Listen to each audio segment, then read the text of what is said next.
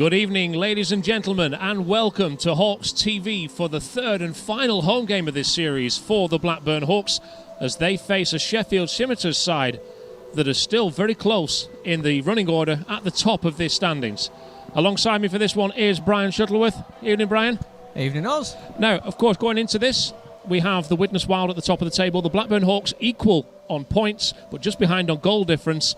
Now, to say that they started with a loss at home, the Hawks have brought themselves back into contention very well with some good play. Definitely have. I mean, when you look at the result of that first game, everyone could easily look at that and say it didn't look good.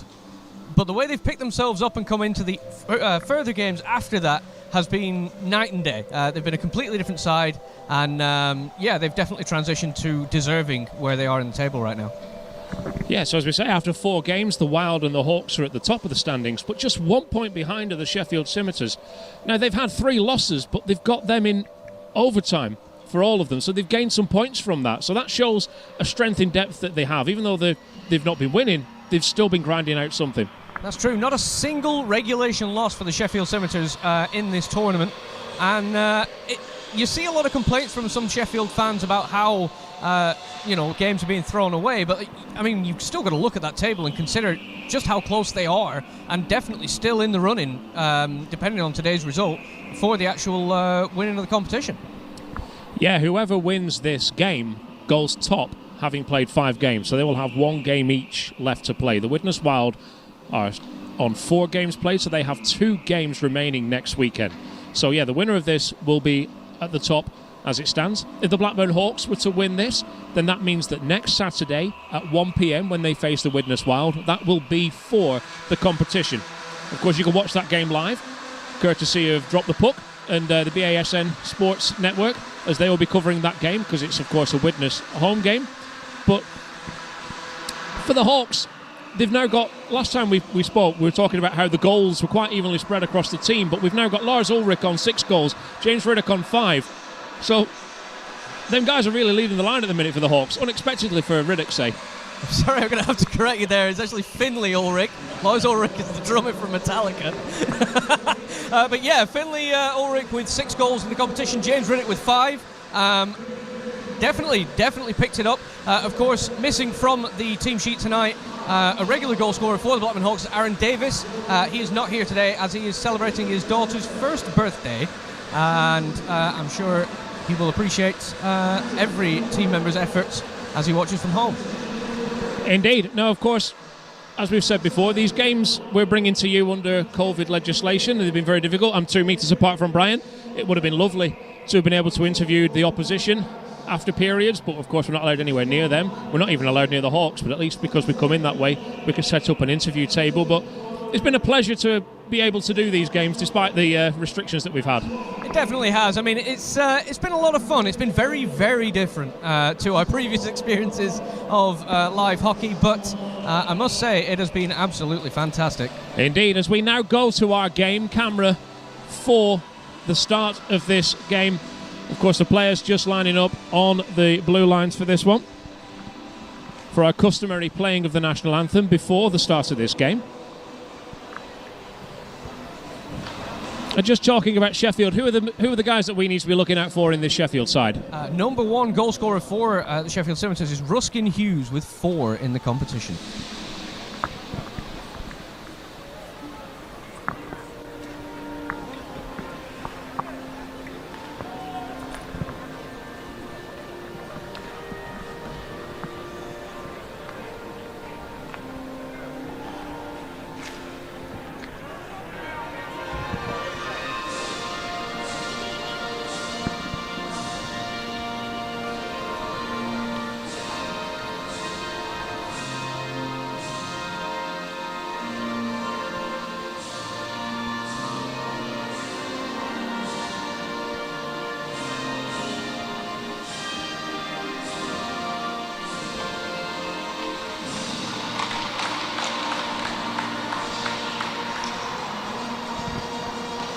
So there we have it.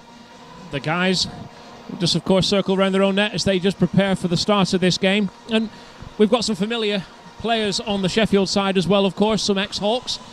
Indeed, Stephen Duncombe, no less, former player coach for the Blackburn Hawks is icing for them today as number 56.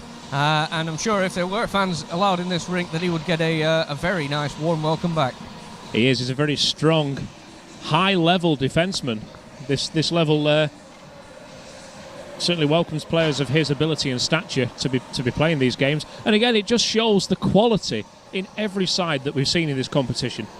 It definitely does. And I mean, I'll be honest with you, one of the most interesting games was yesterday between the Wild and the Scimitars, watching Barnes and Duncombe face off in the Sheffield blue zone, and just watching those two quality talents battle it out. Of course, that game actually going in the favour of the Sheffield Scimitars. Yeah, it is all still to play for in this competition, and it really can go any way at this stage, because the fact that there's three teams at the top that are all within a point of each other. In fact, with the way that it stands, of course, the Sheffield Scimitars have to win this game to be in with a shout of winning the entire season.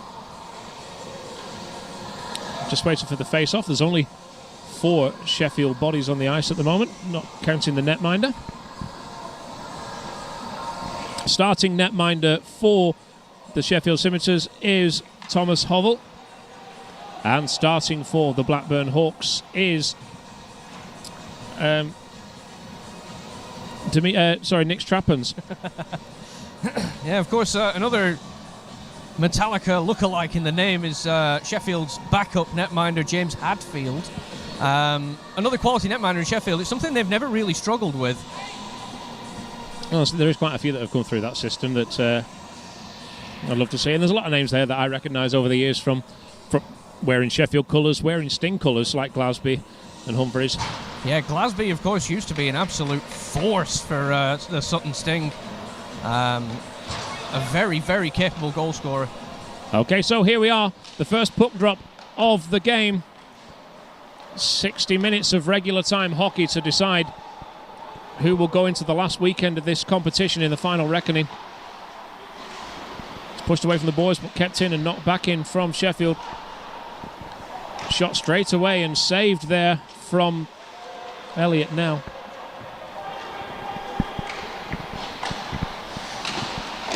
Just kept in and knocked in. Hawks trying to get it away, but it just hits a blue skate and is pushed into the corner there by Warren Tate. A bit of a change for Sheffield as the Hawks now go forwards. Just hits the linesman. He was aiming to get that all the way around the boards. Hawks opting for a change themselves in that situation. Dunford was the closest man to it. James Riddick now. Over to Rhys Kearney-Witter, captain again for this game, wearing the C for the Blackburn Hawks. Indeed. As opposed to last night when he was wearing someone else's face on his fists. Here we'll be talking to Rhys Kearney-Witter at the end of the first period about his thoughts and feelings so far on this game as the captain. And of course, yeah, he had a tilt last night with a Nottingham player in the Lions game. Yeah, there was a lot of rule confusion around that as well, I noticed. A lot of people didn't know what the actual deal was with that. And I'll be honest with you, I'm not 100% certain myself whether there are some sort of COVID regulations in place regarding that. But I believe he got a 2+10 for the fight along with his counterpart.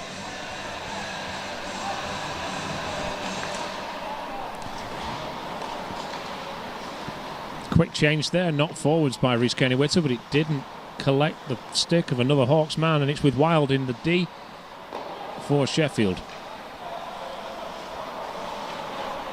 Yardley still with it. On to Hughes. Pywell lets it slip to King. King very nearly gives it away there, but regains possession on the boards. Tries to knock it around. And there it is with Corey Lee. Back to Rhys Kearney-Witter. Around to Sean Dipnell. And a quick change there. Here it is with Lee. Shot hits the boards behind the goal, but it was very nearly laying up his own shot there, Corey Lee. Yeah, it was a great stretch pass that got to him, and then a massive rebound off the boards, almost turned into a nightmare for Sheffield. Butler and Bentham just on the blue line. Shot taken quickly. The referee lost sight of it there. It actually wasn't frozen then. Yeah. Oh, the net came off. Oh, it did. I didn't notice that. It's only just after Hovell got up that I noticed that the net was off its moorings. So we've had 2 minutes and 21 seconds so far. No one's really put a stamp of their authority on this game yet. No, it's been a very scrappy start so far. I'm definitely seeing a lot of energy and passion from both teams, though. So I see a lot of potential for this game to get very interesting very quickly. But yeah, no one's got a real handle on it right now. Because this entire competition's over 6 games per team, it is creating such a tight situation where, like I say, Sheffield have lost 3 games out of 4 and are still in contention to win. Absolutely, and you could just think about it for a second if they actually, took the 2 points out of some of those games instead of the single overtime point, because all of those games were very, very close for Sheffield. The puck hits the linesman for a second time this game down the left-hand side, breaking up the Hawks' play. Here we are back to Bentham at the blue, who decides to tip it back in to Lutvik.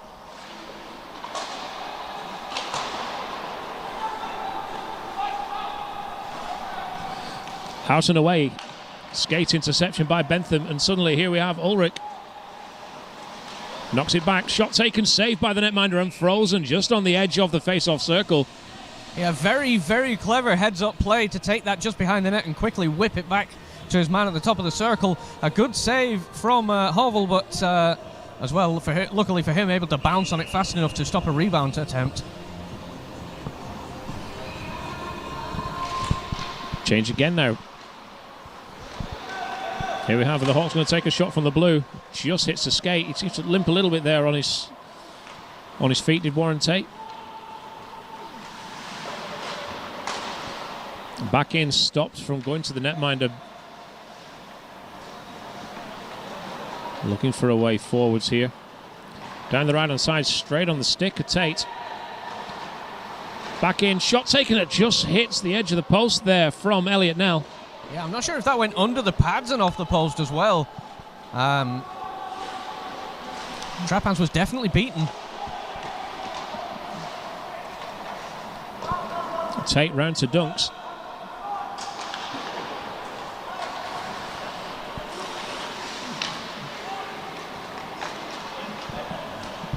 Here we are bringing it back to the defence for the Hawks just to gain composure and then go forwards. Well, it didn't quite work for them there.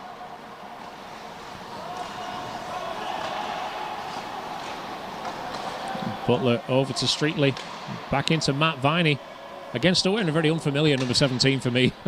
Yeah, he was always a very strong number 5, but of course we have Sam Dunford in the side who takes his number back. Yeah, Dunford, of course, leaving the Hawks first time round to go play for the Widnes Wild when they were in the Laidler division. Here we go, Morris now, still has it on his stick. Shot taken, relatively easy stop, but the freeze was difficult there for Nick's Traphans in the Blackburn goal. Yeah, Sheffield very quick to jump on that. Again, looking for rebounds just in the same way that the Blackburn were. And very quickly in there with the sticks, but Traphans did a great job to get his glove over it. Reves versus Pywell for this face-off. Won by the Hawks. Doesn't go as far as Nixon on the blue. Knocks it back in from the point. Pywell now round behind the back of the goal. Rhys Kenny-Witter closing him down, pushing him into the boards, but should have played the puck over the man. Just kept in, not offside. Rhys caught in possession there.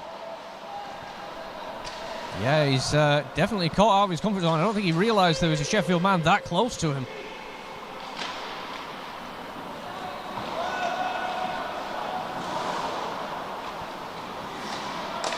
Here we go, back into centre ice. Looking for the pass, Reves there, but it's straight into the glove of Hovell.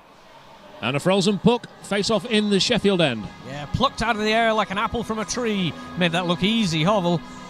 As it would have actually been going high and wide anyway, but I'm sure he was happy to just freeze things down a little bit.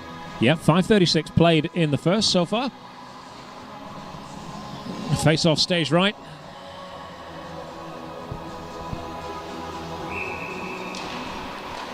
There we go, Bentham waiting for the puck. Would have been good to get a shot from there maybe, but it was taken pretty quickly by Ulrich. Here we go, Jared Dickinson, back to Ulrich. So many Sheffield players around him, he's having to go really high across, takes a good shot, back out, but there was no Hawk in the... waiting for that to come back out to them. I mean, there was. Ludwig was out in front, but he actually got shoved out of the netminder's eye line by the Sheffield defenseman, which stopped him getting on any rebound attempt. Yeah. Good play there by Danico for the Sheffield Scimitars. The only player not to have his name on his shirt.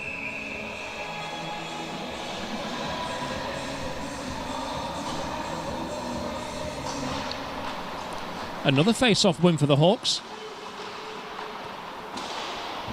Now, we haven't really spoken about that this tournament, this season, but the Hawks are winning a lot of face-offs. Yeah, I definitely have to say their percentages are very high in those hash marks. Yeah, to say, I don't know, say in an NHL situation, it's pretty good to be getting close to 60% winning, such as the look of the draw with these things. Hawks are well over 75% on face-off winning. Yeah, absolutely. And even like a face-off like that, for example, they didn't necessarily win it, but they immediately stopped Sheffield getting hold of possession from it.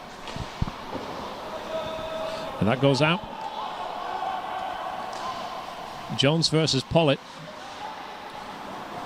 And Jones with the dummy to keep the puck out to Gibson. Down the left-hand side, and here is Elliot Nell. And that is a well-worked goal for Sheffield. An absolute snipe in the top corner from Nell. A phenomenal finish over the shoulder of Nick's Traphands. Absolutely magnificent. Yeah, it's the little deke that did me. As we just watch this now. Deke, shoot, straight in the top right. And I don't think Nick saw a lot of that puck. No, it was whipped in really quickly. A fantastic shot and a very good and well-deserved one-goal lead for Sheffield from that one. Indeed, 6 minutes and 50 seconds played. 1-0 now to Sheffield.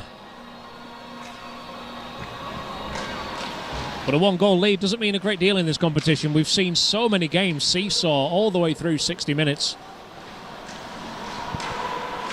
And of course, we've still got 53 remaining of this one. As that puck just bobbles wide and into the boards. Back to Wild, shot taken through traffic. Nick Traphands just manages to get that over the window. Yeah, off his stick, and it fired so high, I think it almost took the PA out on the back wall there. Yeah, it nearly rained down dust on quite a lot of things down there. 20 plus years of it. I feel sorry for whoever changed the scoreboard here a couple of years ago. That would have been welded on in dirt.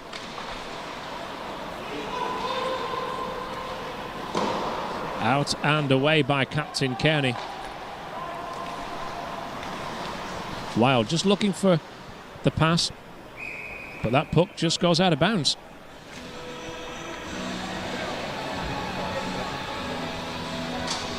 So we're going to have a face-off just outside the Hawks zone. Neutral ice.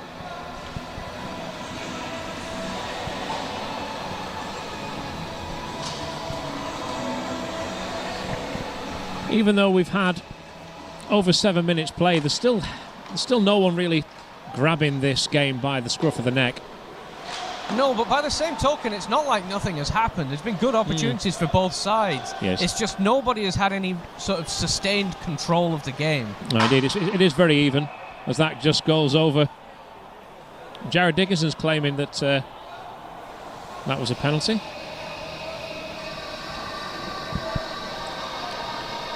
It didn't look to me as though it went straight out. I was going to say, you can't be calling for delay of game, surely, because we heard it hit the glass.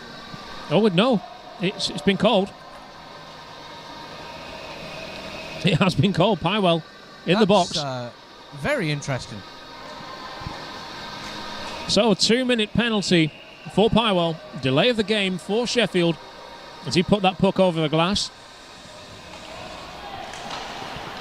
The first power play opportunity of the game for the Blackburn Hawks. This is now their chance to score an equaliser. Be interested to see how they set up. They seem to have had different power play setups depending on who they came up against so far. Yeah, still trying to find some kind of rhythm in their play.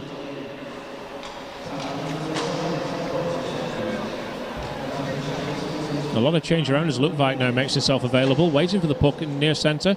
Can't get the puck through with Gibson's stick in the way. There we go, but he's already gone a little bit too far for a straight shot on goal. Good pressure there from Tate. Means that the Hawks have to pass it into the corner. Possession, just kept in, but Tate dumps it away. No doubt Sheffield will go for a change there while they can, yeah. Yeah, Sheffield are playing a fantastic display of a very wide open passive box defence here. The sticks are on the ice, they're blocking every pass or shot lane. Nothing is getting through to Hovell if they can do anything about it. 55 seconds remaining on the Hawks power play. Still no real shot of note so far. Good work cycling the puck around the Sheffield end, but yeah, as Bryan just said, Sheffield are closing all those lanes down. Keeping tight. Balmer gets that through. The Hawks still in possession, but here we go. What can Pollitt do? Decides to pass it back to Balmer. In. Just touched the stick of Yardley there. 25 seconds now remaining on the power play.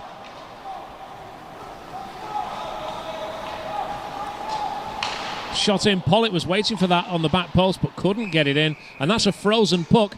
Now, the Hawks are very, very relaxed and calm, which is not like we've seen them in other games in power play. But Pollitt will be so disappointed with himself on that one. That was a phenomenal shot pass straight onto his stick. He had an open net, but just didn't connect with it in the way that he wanted to. Yeah, that's a very unfortunate one for them because it was a great, great pass. 15 seconds remaining on the penalty for Pywell. Goes back down for Butler.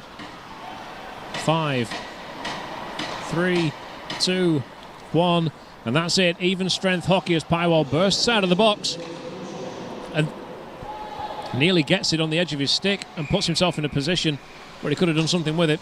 Just want to mention a fantastic job from the analyst there in the stands, banging a seat to let the team know that someone was coming out of the box because Nick's Trapans couldn't risk banging his stick down on the ice. Nearly halfway through this first period. Still one goal to the good for Sheffield.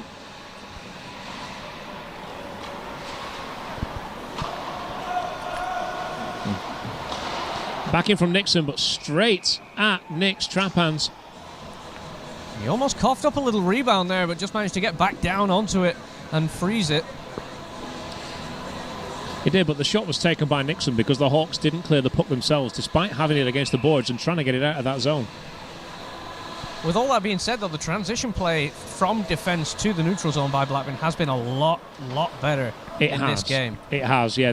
It is vastly improved from the past two performances we've seen, and the last one vastly improved from the first one. So it's nice to see such steady, constant progression. Indeed. Reese Kearney-Witter now. Being pushed into the corner by Pywell, manages to get it out and away. Revez to Jean-Jacques. Calling for it in the middle is Revez. Puck is loose and just. But I don't think Hovell knew entirely where that puck was. No, and it almost went off the skate of Nixon past him. That was a bit of a funny bouncer after that came off the stick. And Sheffield a little lucky to get a proper control over it before anyone could capitalise on it.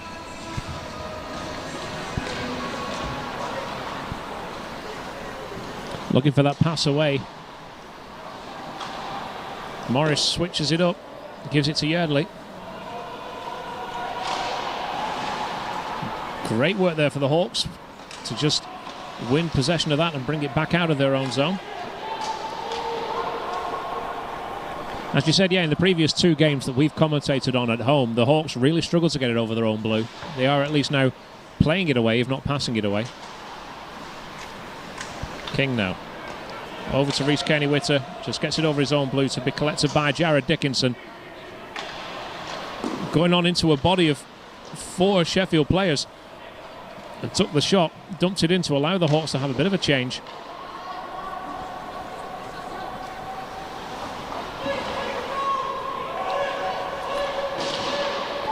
Back out, just kept in by the hand of Streetley.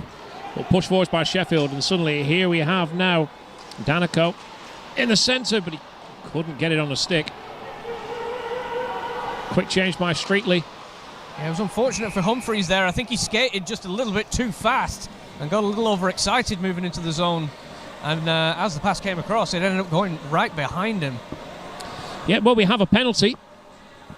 Just seen there, Humphreys, 2 minutes in the box for hooking. Hooking is the call against Humphreys. I didn't quite see the hooking call. I saw the referee signalling for hooking.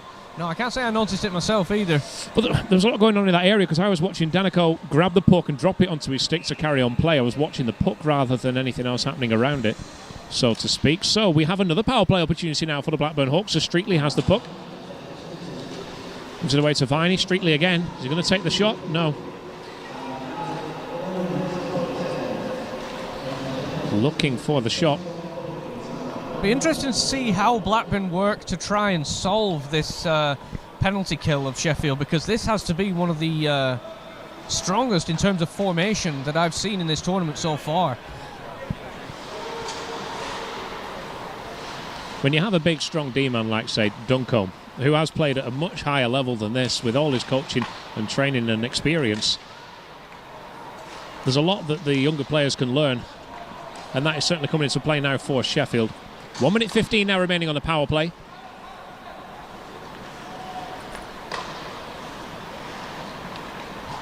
Forward again now. Ulrich just onside there. There's a little bit there with Sam Dunford. Again, just getting a tip on that stick as they shut down literally every option he had there. And the Hawks end up having to come all the way back to their own end once again and have to reset going back into Sheffield's zone. Morris just stopped the progress of Barmer, but the Hawks did get the puck where they wanted it. Good four-man square formation for Sheffield, stopping anything going through. Back out to the point. Dumped in, tip, just wide, collected again by Pollitt.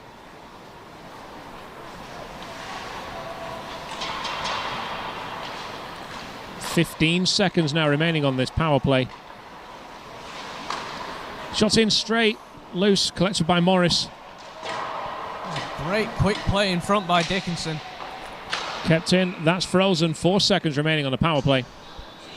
Now, for all this possession that the Hawks have had on both power plays in the Sheffield end, there's not really been a shot where you think, oh, that's a good one, that's going in. No, but it was nice to see the adjustment halfway through there to having a heavy man right in front of the Sheffield netminder so that they can start using some of the minimal shooting lanes they have to maybe try and get tips in front instead. So they don't have to focus on getting the shots on target, but just getting them in the right area. And there we have it. Humphreys now racing out of the box. Back to even strength hockey as that was just tipped away, unfortunately, there by Jean-Jacques. That would have been on target if it hadn't have hit his stick. And that's a look at the draw, I guess, with such a fast sport. Puck back in. Kept in. Into the centre, Jean-Jacques chasing. He has it on his stick and he pushes it into the corner. Tate ties him up and now it is away with James Nixon.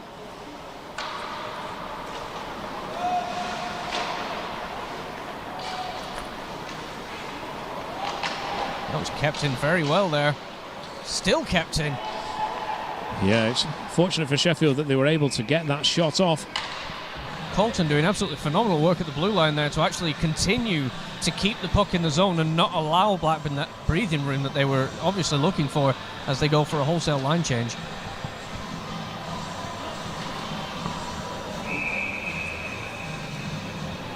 Now, we spoke about Glasby earlier. So now he was phenomenal for the Sting. He is, of course, still phenomenal. It's just we used to see him more when he played for the Sting. He's still in a cage. So how old was he when we used to watch him play several years ago? When he was tiny, like then. It must have been 15. I honestly don't know. Yeah, he was definitely an up-and-comer of a kid when he used to play back then. Yeah, I honestly don't know. But, of course, face cage can be a preference for a lot of players. Stephen Duncombe is actually wearing a full-face visor today as well. Yeah. Does that not relate to an injury that he suffered to his face? I believe it does, yeah. So here we have just over 5 minutes remaining in the first period. It's still 1 goal to the good for Sheffield. There's Matt Viney. Has Lee in front of him. Opts to go over to Dipnell, who then tries to very quickly pass it through to Lee, but it hits a blue player, Bramanow. There you go, stray puck just kept out there by Nick's trap hands. Reese Kearney-Witter.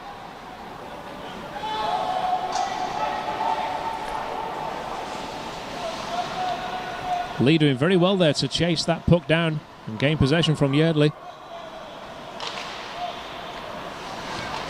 Riddick into the centre. Very little done with that, as that is now pushed forwards. Unlucky not to stay on his feet there, Newcombe.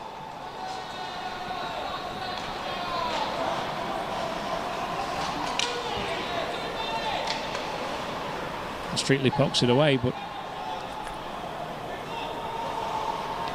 Colton.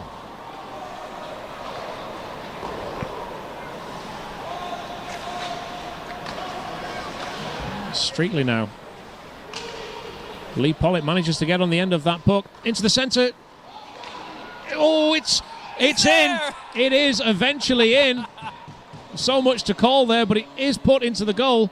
I believe it was Sam Dunford with the final touch on that, as Lee Pollitt with a fantastic bat out of the air fires it into the centre of the ice, and then a lot of funny bounces and just about able to get it in. Yeah, I thought it was in with the first shot there by James Riddick, but Dunford was on the back post just waiting for it to come to his stick, and there we have it. 3 minutes and 51 seconds remaining in the first period.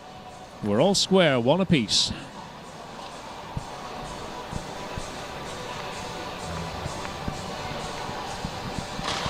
So that goes back. Face-off won yet again by the Hawks. Ulrich knocks it out. Oh, that's a little bit sloppy there. Can Ulrich get it back against the boards? He can.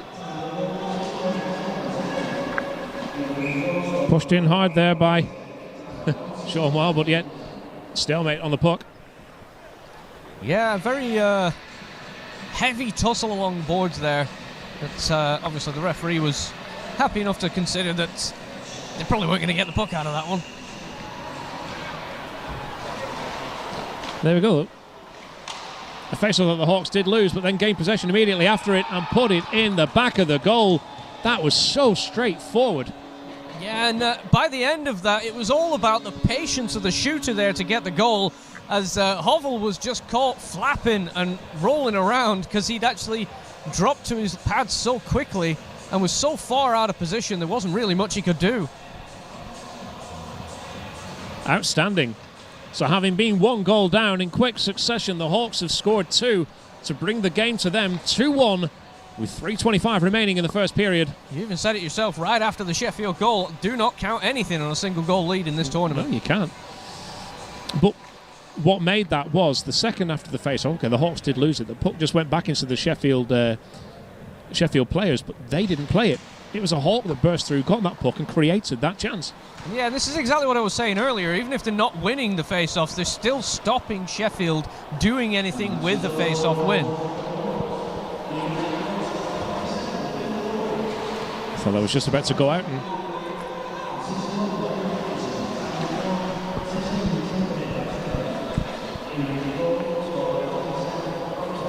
So, 3 minutes remaining. Jones gets round Lutvak.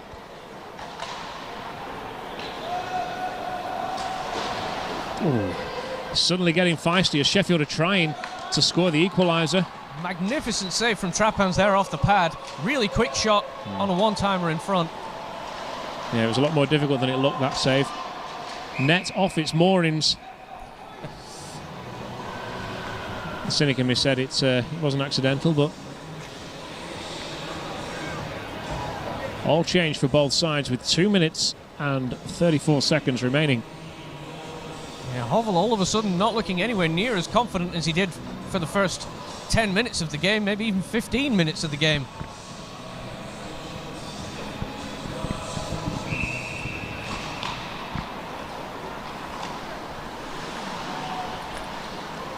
So looking for a way out, gets it out to Newcombe. Straight onto the stick. Carried on going. Well, they just kept for Yardley to pick up again. Dunford, highest man forward for the Hawks. Bit of a hit there by Cade King, but I think he kept a lot of himself out of that one. Here we go. Straight onto the stick of Riddick. Riddick from distance. It's loose. It's been washed out. That looked very much in for me. I don't think the full puck crossed the full line there. I think the goal goal light attendee was a bit too quick on the draw with that one. Oh, we didn't. And unfortunately, our camera lost its focus, so we couldn't see any of that either. But I don't believe the entire puck crossed the entire line there, and I think that's a very good call by the referee. I saw the puck on the line. It was so close, though.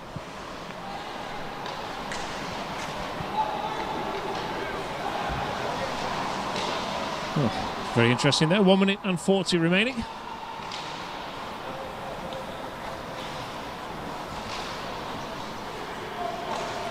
Shot in, puck straight behind the Hawks' goal. Trappans gets just over to his post to cover. Doesn't come back into him. Dipnell out. Interception, though, straight away there by Colton. Did very well there to turn that play around and push it forwards in the way that he did. There we go, Nixon. Oh, if he'd have taken the shot, he just seemed to just stray off the edge of his stick before he could get some power on that. Yeah, he just lost control of it before he could actually whip it towards goal, and then he blew a tyre and lost his skate. Your final minute of the first period. Still very frenetic here in the Hawks' end. Nixon just getting himself in a position to collect this puck. He's now covered by a Hawks player, but he wasn't at the time. Back in, here we have Dipnell going forward on his own as the Hawks are going for a bit of a change. Ties it up well, gives it to Jared Dickinson. Dickinson with the shot, and he had two bites of that cherry as it came off his stick again. But yeah, the first attempt was definitely going to be a pass, but unfortunately he didn't get through the skates, so he just took a quick bounce towards Hovell in the hopes that he'd cough up another rebound. But it must be said that every shot that he's taking right now, he's not looking good with. He's bouncing off big rebounds. He's losing control of the puck. Hovell is struggling in that net right now. 25 remaining in this period.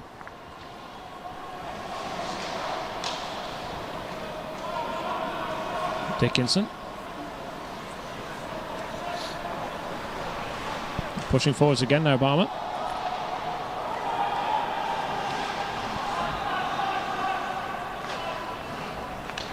Quick dump away, and that is the end of the first period. After 20 minutes of hockey, it is Blackburn Hawks 2, Sheffield Scimitars 1. Now, even though they took the lead in this game, even though they're obviously behind now, I think Sheffield will still be happy that this is still only a one-goal game at this period. They will, and I know I've mentioned it a lot, and I don't want to feel like I'm just attacking the guy, but Hovell seemed to be really struggling in the last 5 minutes of that period. Now, I don't know whether it's a confidence issue, whether he's maybe, got a slight niggle or something, but he's coughing up a hell of a lot of rebounds, and that one that almost rolled over the goal line, realistically, that's a routine save for a lot of netminders. Sheffield, however, defensively, very strong, especially on the penalty kill. Going forward, very strong as well. They're very quick in their transition into the Hawks' end, so it'll be very interesting to see where the rest of this game goes in terms of their gameplay. Yeah, and the Hawks, now we said that they look a lot better defensively than they have in the previous two home games that we've commentated on, and of course other games that they've played anywhere else. They seem a lot more patient in possession of the puck in all areas of the ice. Absolutely, and what we're seeing a lot of as well is a lot of stretch passes across the middle, finding the big gaps, finding the weak side of the Sheffield defence as they transition through centre ice and into the offensive end. Yeah. Well, of course, we do have the opportunity to talk to the captain of the Blackburn Hawks for this one. We are joined now by Rhys Kearney-Witter. Afternoon, Rhys. Afternoon, you all right, guys? I'm good, thank you. So, again, the Hawks have been very patient in possession. They've been a lot better defensively. Just tell us how that game's going for you. Yeah, well, we got off to a bit of a slow start there, but we need to start just getting pucks deep, really, and just putting pressure on them guys. You've seen that goal is letting out a lot of rebounds, so we just need to be all over him, really. So it's just energy and that, really. You know. Yeah. Well, again, you're being a lot more patient than you were. Do you think you need to maybe start taking hold of this game a bit more? Yeah, we do. We need to get a grip of it by period and start it off, really. Sorry, just 1 second there, Reece. Could you just lift the mic? There we go, pal. Yeah, we need to get out there and get at them straight away, really, from the off. So. Okay. Now, we've talked about it a lot in the past 2 games, and coming into this one is the progression of the way you're playing defensively. And now we're seeing it very strongly in this game. A lot of patience when it comes to holding the circles and playing the right pass to transition out of the zone. Are you feeling that you've definitely seen a mass improvement over the past few games in that regard? Yeah, massively. He's been working on that with us a lot, really. About doing them breakouts. We've been focusing on that massively. So making the right plays and not rushing. Now, obviously, it's not about this game. We'll just talk about yesterday because a few people have seen your video. But you had a bit of a tilt yesterday with Nottingham. Just tell us how that came about. Yeah, well, the guy last week when we were here, he was shouting his mouth, and I told him, "Well, I'm a Bradford Chava, so if you want to go, then let us know. Like, don't be just shouting from bench. You know what I mean?" So I said to him, "We'll dust them on that, and then obviously Finity give it a go ahead." So we just went at it, but fair play to him. Okay, thank you very much for that, Reece. Best of luck for the rest of the game. All right, thank you, guys. And for everyone at home, that is the end of the first period. Thank you for watching. Join us again in 15 minutes' time for the second period here. It's Blackburn 2, Sheffield 1.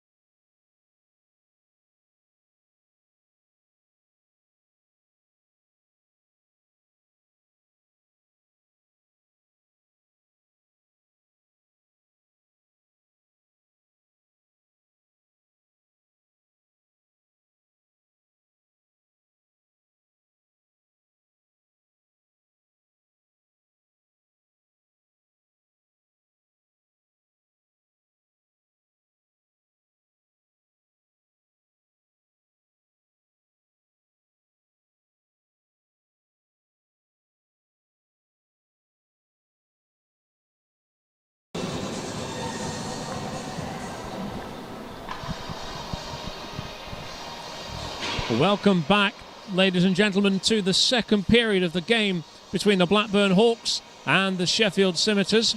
Again, alongside me for this one is Bryan Shuttleworth. So, Bryan, the second period, there's only one goal in this game. We're expecting both sides to be battling very hard for this one. Definitely. I mean, you heard it from Kearney himself after the first period. As far as Hawks are concerned, and their feelings coming into the second period, is they want to push forward. They want to give him more to deal with, and they want to give Hovell more to deal with. And at the same token, I'm pretty sure Sheffield will be thinking the same thing, you know, because Nick Straphans hasn't been his most confident self in that goal tonight, and it'll be very interesting to see how they go forward and the way they're going to approach attacking him. No, of course, we're talking about this being 2-1, and although both sides could do a lot more going forwards, neither side's done anything wrong yet. I wouldn't say so, no, and both teams at the same time as well have been very strong defensively. Very patient from both sides, holding their zones very well. Yeah, it's hard to find a lot of faults in either of these teams right now. Yeah, it's been solid, if not spectacular so far. But of course, we do still have 40 minutes of regular hockey still to play. 2-1 to the Blackburn Hawks. Again, we have a very moist ice pad down there at the moment. We've mentioned this in previous broadcasts, but because the regulations state that you have a 15-minute interval, that is exactly what they've been having. There's no chuck-a-puck, there's no draws or anything else that's happening on the ice, which means that when they come back on, it is still that little bit damp. It slows the speed of the play down for a little bit. Very true, but what we do have, of course, is the online raffle for the Hawks, the 50-50 raffle. If you go to tinyurl.com/HWK5050 or tinyurl.com/Hawk5050 and join in on that, the pot is now up to £200, which means you can win up to £100. Wow, that's excellent. Yep. Get in that. That, of course, funds your Hawks, your team, and you could earn yourself some money. So here we are, look right now with the puck. Drops it around the boards. Nearly got it over. Just kept in away by Sheffield, just as I said that. And suddenly Elliot Nell's on the lookout for that puck. But instead, Sheffield went to dump it in the corner. There we go. That's going to ice. It's going to be a very easy ice in there, and of course Sheffield are going to get their fresh legs on the ice too and try and take as much advantage of this as possible. Of course, it's only around 50 seconds into the second period. I wouldn't expect too many tired legs on the ice there. No, but the old adage in hockey is change when you can, because you never know how long that those players on the next shift may stay out there and get stuck in a corner, or you could have an icing call like that and suddenly lose the ability to change players on the fly. Here we have then Ulrich. Away, chased. That's now with Nixon. Against the boards, and then knocked forwards there by Jack Brammer. And Brammer again now with it. Some good work there for Reese to pick the puck up. Straight in, that tip means it won't ice. No, it will ice. It will ice. Yeah, the stick was actually chopped away from it. That wasn't a tip you heard. That was a stick-on-stick clash that stopped the Hawks man getting his stick on it and sent it all the way down the ice. Fair play, you got better eyes than me. Got new contacts at the moment, so. And I'm still wearing glasses, so it's not exactly 2020 vision, but it's at least 2021. Ooh. Quick and well held. That was actually going down the right-hand side of his body. Yeah, for something like this, I do prefer glasses, but apart from the fact that when we're on the microphone, we take the mask off, we have masks on all the time, and it just gets very frustrating steaming up. Oh, 100%. Tell me about it. I can't see a damn thing walking around this rink. There you go. That's certainly a lot more pace in this game than there was at the start of the first period. Coming up to 2 minutes played in the second period. Stalemate against the boards. I feel like the referee could have probably waited a little bit longer on that. That wasn't on those boards for that long, and the third man just got in there. Yeah, that's a questionable whistle for me. Of course, the Hawks aren't going to complain too much about it with their record on face-offs, having won in the Sheffield end. Yep, Pollitt won that from Humphreys. Back in from King. Another funny bounce in front there as it got fired up from behind the net. Glasby not sure where that was. Knocked away by Rhys Kearney-Witter. All change. Viney now going for this against Sheffield. Good work there to close his man down. Just took the puck from Danico. Here we go, Dipnell. Kept in by Butler.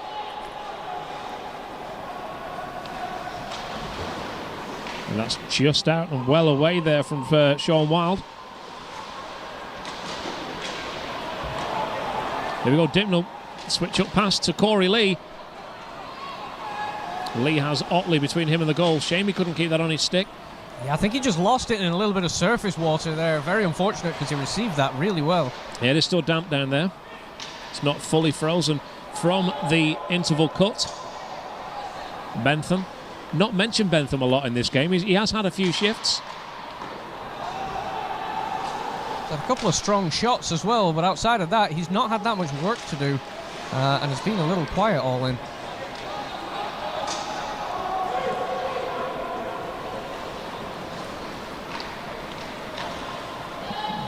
Here we go, Balmer to Lutvik.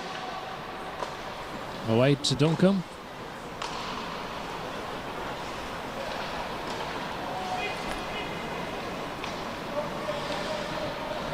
Sheffield just keeping it around their own zone at the moment.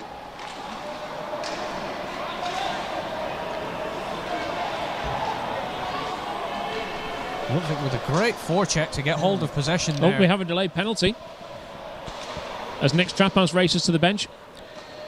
Now, can the Hawks just keep possession for a while? Just cycle through the bodies, waiting for the perfect opportunity. That shot goes in. A big tip in front there from Ludwig. That could have gone anywhere. It looked like it went between the legs, but Hovell was able to stop it under his pads. So I didn't see any penalty in that, personally. I didn't either. Let's see what the word is from the official here. Hooking the call against Tate. So the third power play of the game for the Blackburn Hawks. Sheffield yet to be on the power play themselves. The Hawks have actually been behaving themselves very well. Definitely. But of course you do tend to get that in a situation where the Hawks are desperate to win. They don't want to give away something silly. What's cost themselves. What's interesting to see here is obviously Duncombe was on the ice on that last shift, so they're starting this penalty kill with their number 2 penalty kill unit on there, while Hawks have their number 1 attacking unit. So it'll be very interesting to see how they match up out there. You sure it's the number 1? Riddick's not on there.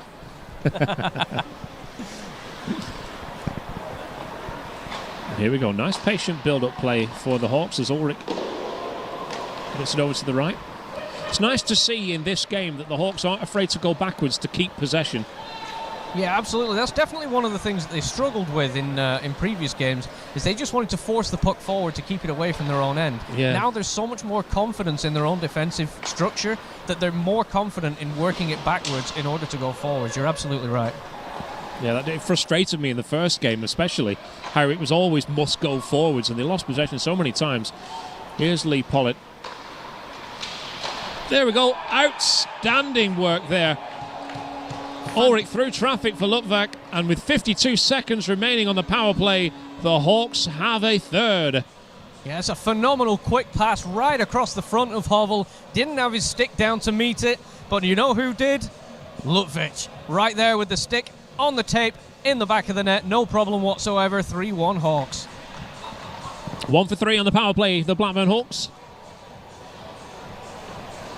They'll be very happy with the build-up to that. Definitely a more cohesive unit than we have seen. But of course, you can't be too hard on the Hawks. We're almost making it sound like they were bad at the beginning of this. These guys haven't played hockey for 12 months going into this tournament. Oh, 100%. And you can see it with like every team in the tournament. The rust is definitely coming off the more games are being played. Great work there by Ruskin Hughes. Wow, it's gone in. That's quite a celebration there from the young lad. But that has indeed gone in. I'm not sure how he got so much space and such an easy shot. It was there was no one near him. James Lemming there with the goal. I believe. No, sorry, it was Ruskin Hughes even. Yeah, Ruskin Hughes was that one. Punched the air so hard he sent himself flying. He was ecstatic with that one, and fair play to him. It takes a lot for a hockey player to have that much space around him, and he found it, and he was in the right place at the right time with the puck. Although I must admit, Nick Strappans possibly wishes he could have done a bit more with that on his near side to go into his offside corner. That does put Ruskin Hughes at 5 goals in the competition now as well. He has been prolific.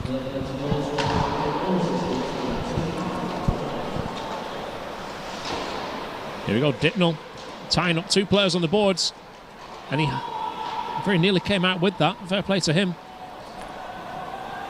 Cade King gives it away in his own end. Branner. Here we go, Corey Lee with the interception, and he plays it forwards. Lines himself up around the boards.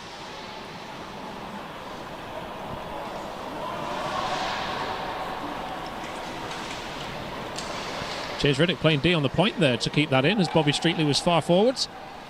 Otley now. Oh, that's quick turnaround, and the referee, very unfortunate that he was in the way of that play there. Yeah, that would have easily been a break towards a 3-on-2, going the other way if it were not for the referee getting in the way there. Yeah, Nick Strappans just knocks that puck out of play. That is not a delay of game penalty, as he actually went to wrap it around the boards. He was slightly unfortunate that just carried on up the boards and into the netting. But no penalty for the Hawks on that, as it would have been deemed accidental. 13 minutes and 2 seconds to play in the second period.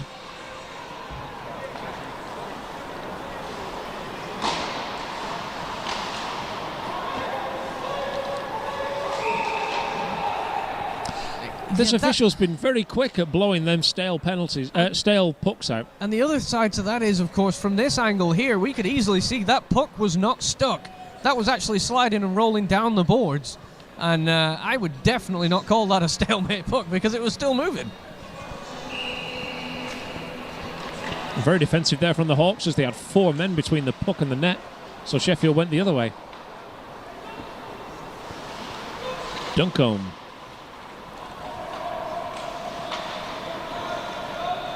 In and away, and stretch pass through bodies to Sam Dunford.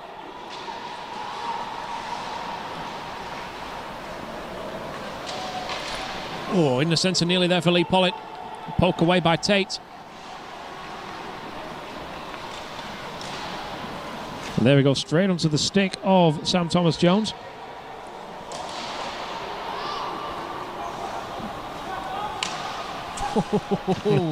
Big chop yeah, there. That's very lucky to not be called for a slash. Can easily be seen he was going for the puck, but my goodness, he hit him hard on the ankle with that one. So Streetley now going backwards to Bentham. Again, very comfortable going backwards to the Hawks. I know I do say it a lot, but it is nice to see. A lot of confidence in this team now after this run of games, as Hovell freezes that with a dive. Yeah, I think he actually stopped that one with his chest. If in doubt, smother. It's in so many situations where the netminder thinks he has it under control, and it ends up being a goal for the opposition. Yeah, if there's pressure on you as a netminder, it's always best to play it as safe as possible.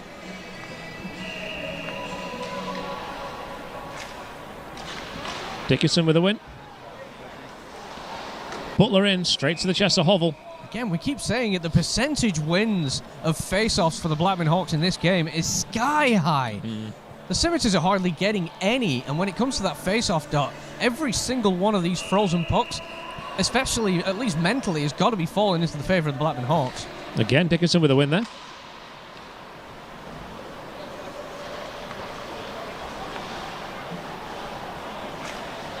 Looking for a route through traffic. Oh, nearly a backhand there from Rick Bentham.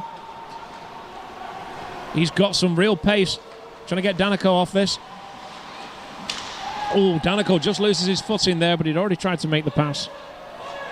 He was going at such pace there as well. It could have clattered into the boards really nastily if he was not careful. I'm glad he didn't.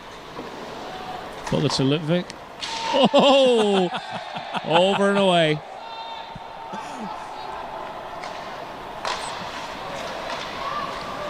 Totally ducked under that check. That was absolutely fantastic. What's Bentham going to do with this one? There we have it, Jared Dickinson. Dickinson now forwards. Oh, for the pass, it's in the middle. It's just wide. Just. Again, it's just a bobbling puck. The speed it came in. But again, it's another big rebound. Reese with the shot.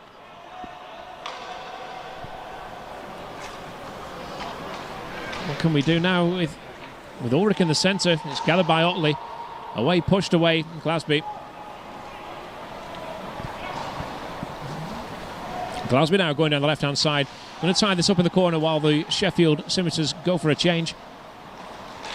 Not back into the centre. Cannot take the shot.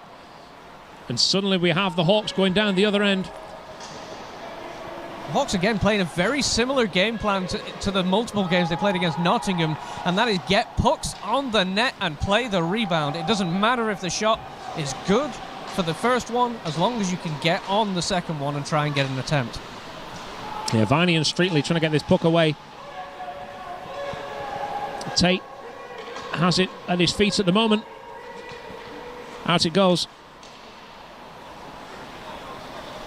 Gibson just hits the skater Streetley, away by Viney, only as far as Steve Duncombe. Dipnell now bearing down on him. Back to square one for Duncombe as the Sheffield Scimitars look at going forwards.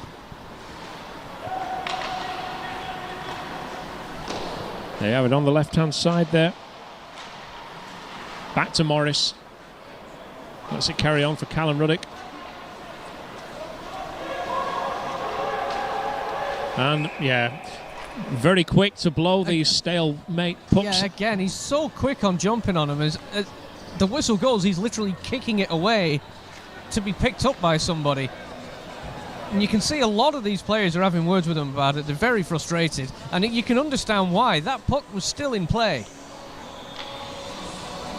8 minutes and 51 remaining in the second period. Still a one-goal game with the Hawks leading.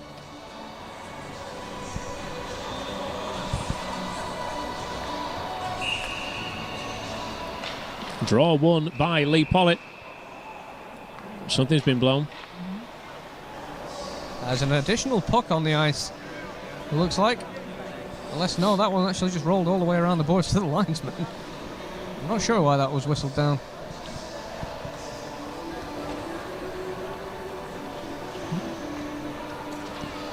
Here we go again.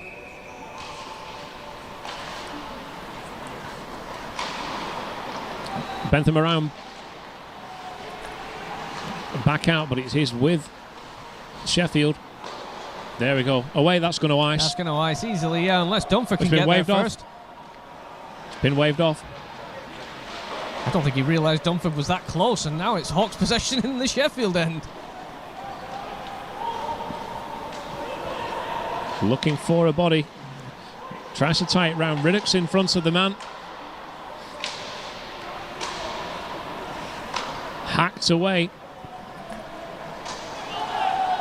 Butler now with the puck. Pressure by Morris. Rick Bentham gives it to Riddick.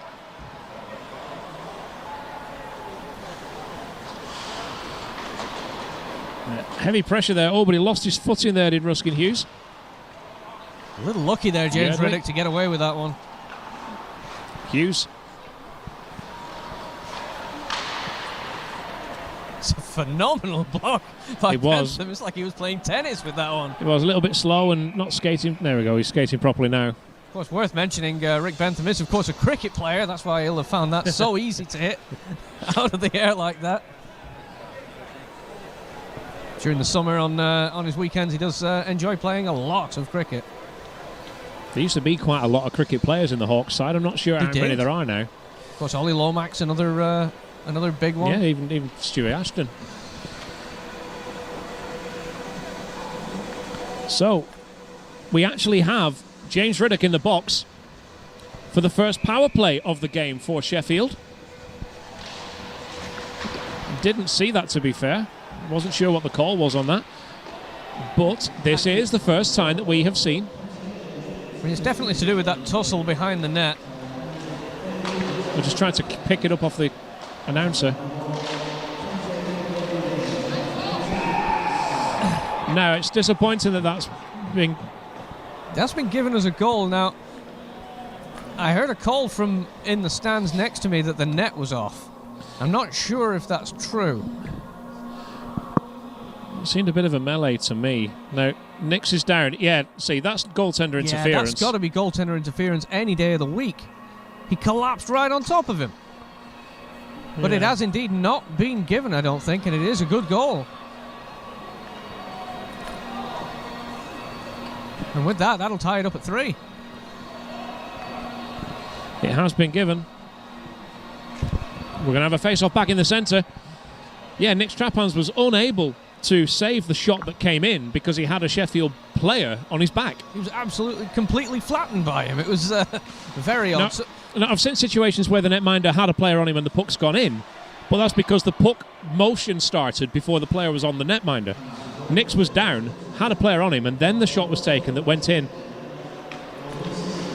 Yeah, definitely impeding any chance he would have had to stop it, but as it is, it's been given. So, 7 minutes remaining in the second period. All square here, 3 apiece.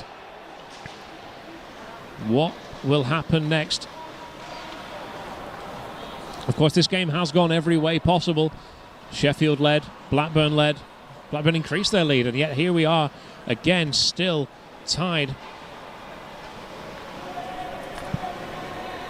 Yeah, it's just the story of this entire tournament with all 4 teams is the results and the scoreline bouncing back and forth constantly. And aside from the odd game, there's very rarely more than a single goal in it. Yeah, it's incredible how the Lions have taken some games so close, and yet they've lost so many. That's not a reflection on their quality. It's just a reflection on the tournament as a whole. Absolutely. So here we have a stick on the ice is going back to the bench. He seems to be in a lot of pain there, is Newcombe for Sheffield. He's going straight off the ice. Yeah, it looks like he's cradling his elbow there. Yeah. Now, I didn't see a collision, but I can only assume there must have been one to have caused something like that.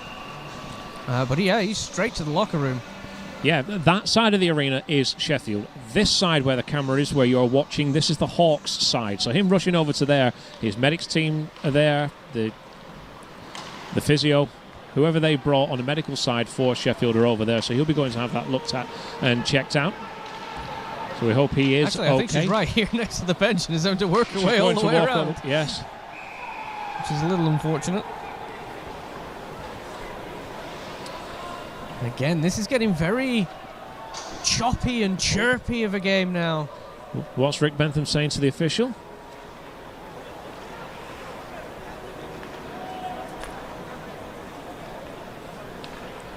Can't quite pick anything up out of that. No, it's another penalty to Blackburn, I believe. Yeah, there's a lot that we're not seeing in this game.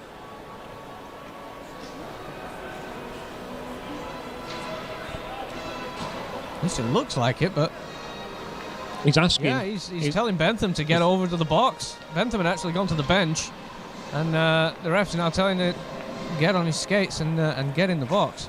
So there we go. Misconduct penalty has been given. It is a straight misconduct.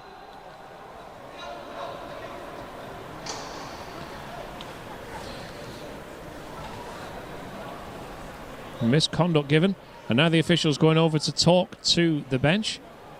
Warnock is going over, so that means that Warnock is going to be sitting the penalty, which is 2 minutes. So it looks like it's going to be a 2 + 10 Yep, for Mr. Bentham. And then Rick Bentham's got 10 on top of that. Obviously So didn't like the way he spoke to him. no, it is a second power play of the game for the Sheffield Scimitars. 4 men on the ice for the Blackburn Hawks. Warnock is sitting the 2 + 10 for Rick Bentham, and then of course that means that Bentham will be out of the game for an additional 10 minutes after that. So we won't see him until about 5 minutes into the third period. That's of course if the Sheffield Scimitars don't score on this 2-minute power play. No, even if they score, we won't see him. Well, yeah, 5 minutes into, yeah, of course. Potentially up to 7 minutes into it, yeah. There we go. Sheffield did win a face-off there as Duncombe now has it on the point. Tate to Duncombe. Shot from range. Reese just hits Duncombe in the chest as he keeps it in at the point and dumps the puck back in. Heavy away by the Hawks. Of course, we know from his time here, Duncombe has an absolute howitzer of a shot, and he showcased it there, but nobody was able to get on the rebound. Puck out again for the Blackburn Hawks. 1 minute and 20 seconds remaining on the Rick Bentham penalty. Duncombe now brings it forwards. Tate stays on the blue.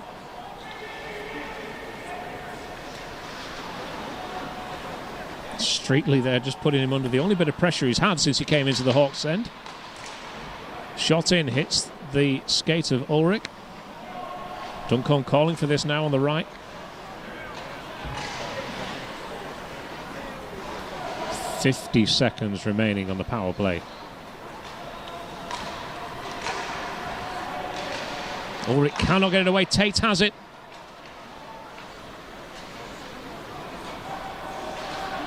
Just hits a skate and into the corner. Cade King doing very well there. Caden Dickinson just getting this out.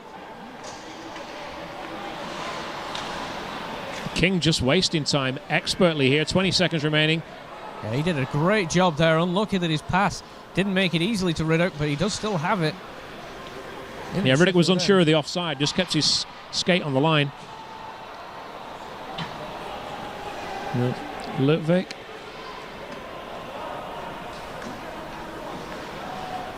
The Hawks need to be mindful. Sheffield are keeping a high man. That's Warnock back on the ice for the Bentham penalty. Even strength hockey once again. Blackburn Hawks back to 5 skaters. Butler with a good pass there. Shot again by Matt Viney, but that's frozen through bodies. I couldn't quite see where that puck was. But Hovel went straight into the chest of Hovel. Now, it was very interesting to see on that penalty kill for Blackburn. They had a very narrow, collapsed box around the net to try and sort of put as much blocking potential in front of trap hands as possible. And it seemed as though Sheffield wanted to take advantage of that by giving more bodies, but just couldn't get the shots through. Here we are, Viney just loses out. Pushed away, kept in at the blue by Chris Butler. Matt Viney again with this puck. Being very clever, keeping it, defending it with his body position.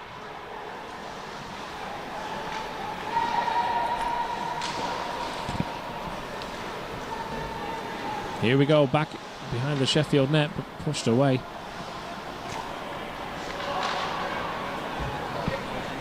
Away, and that is just going to ice.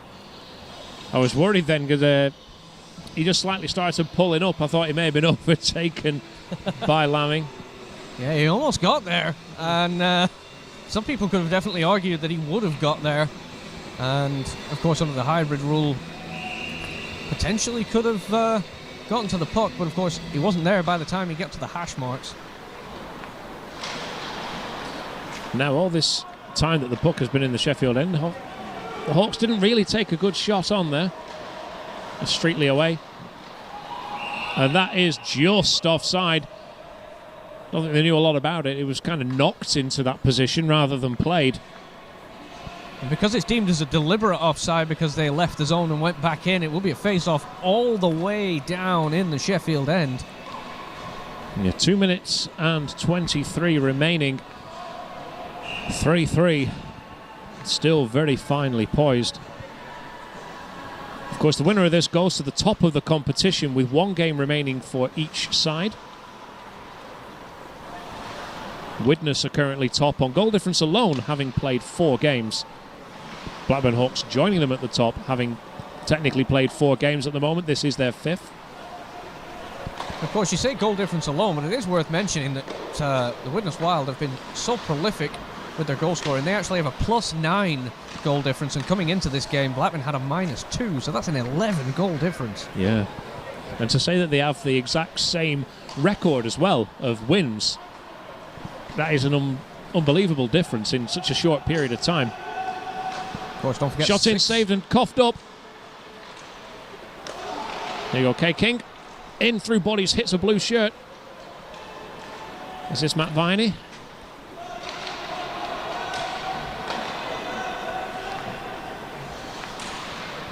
In just glancing. No, it's all... Just look like Matt Viney from the front. There we go, Tate has it. Interception straight away by Ulrich. Well done there. Yeah, I think it was more tired legs on Sheffield there. They didn't want to press forward too heavily. Here we go, Dunford, round 2. Takes the shot. Yeah, Sheffield haven't... There we go. Tate going for the change as we're in the final minute of the period.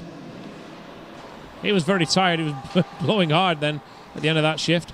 He'd been out there for so long. There we go, James Riddick. To Reese. Just kept in at the point, put away. And now can Reese get his man? Well, he does enough to just get a tip on that. Yeah, that was a great play from Kearney Witter. Great hustle to get back and block the pass getting through clean. Yeah, he's not the fastest skater, but he did what he needed to do. It's not about being fast, it's just about being in the right place. And here we go, 17 remaining. Can the Hawks get the goal, the lead before the end of this period? Puck is still loose. Netminder had already committed to dive and was on his chest, but he's got it. He's having that problem a lot tonight, is Hovell as well, and he's a bit lucky that Blackburn haven't been able to capitalise on it as much as they like to. 9 seconds remaining of the period. It's just worth going back to Reese Kearney Witter for a second, because of course many people will remember watching him play defensively for Blackburn and for Bradford for many years. Of course, many years ago, it was almost constant that he was getting caught flat-footed and sprinting back but not able to catch up and conceding goals on his line. You don't see that as much anymore. His positioning is so much more improved. Yeah, credit where credit's due. The development of Reese as a player over the time that I've watched him has been incredible. It is. He's not amazing, but he's not trying to be. He's solid. And yeah, I saw him in a few dubious positions and situations when he first started out that you just don't see him in anymore. It's worth saying, though, he definitely perfectly fulfills his role here at Blackburn. I can't say we've seen any particular weakness out of his defensive line at all. No, he's not made a mistake. Whoa, that looped over. It looked as though it was almost dropping in. 3, 2, 1, and that is the end of the second period. And after 40 minutes, it's 3-3. But I really hope that the game doesn't come down to that third goal for Sheffield, where Nick Straphans was caught in a situation where he couldn't save that shot. Yeah, you'd hate to see the game end up being, tied on that one moment of controversy, because it has been a very even game.